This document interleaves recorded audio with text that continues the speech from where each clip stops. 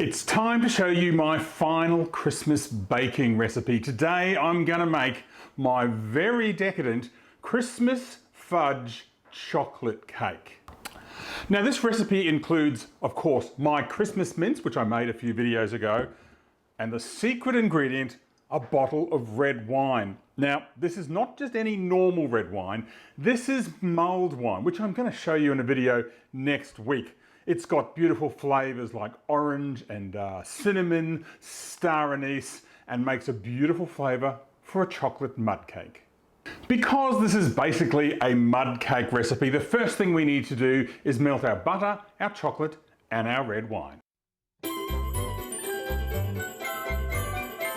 are so many things to do before Christmas. Mrs. Claus is in a rush with Santa's suit to brush and pack the sleigh and feed the elves and sort the toys on all the shelves. There's so many things to do before Christmas. So all the elves decided to bake the Christmas cake. We watched it. Now that our chocolate, butter and wine has all combined, you really need to let it cool down to room temperature. And I seem to have about 150 ml left in this bottle, so it's best not to waste it. Start with a bowl and spoon and add some sloppy stuff.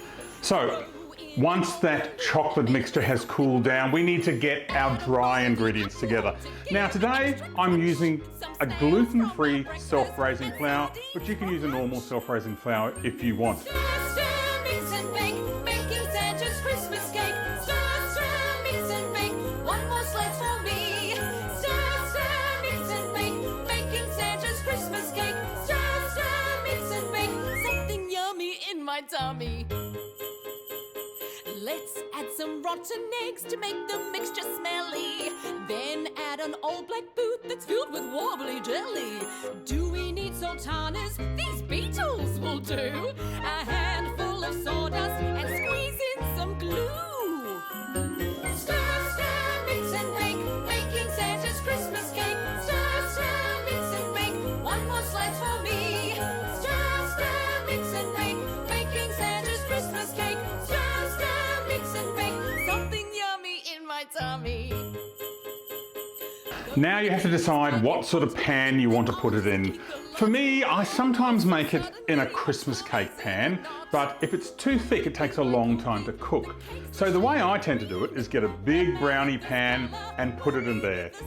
Today I'm going to use a big brownie pan and a small brownie pan because I've made quite a lot. Christmas cake. Stir,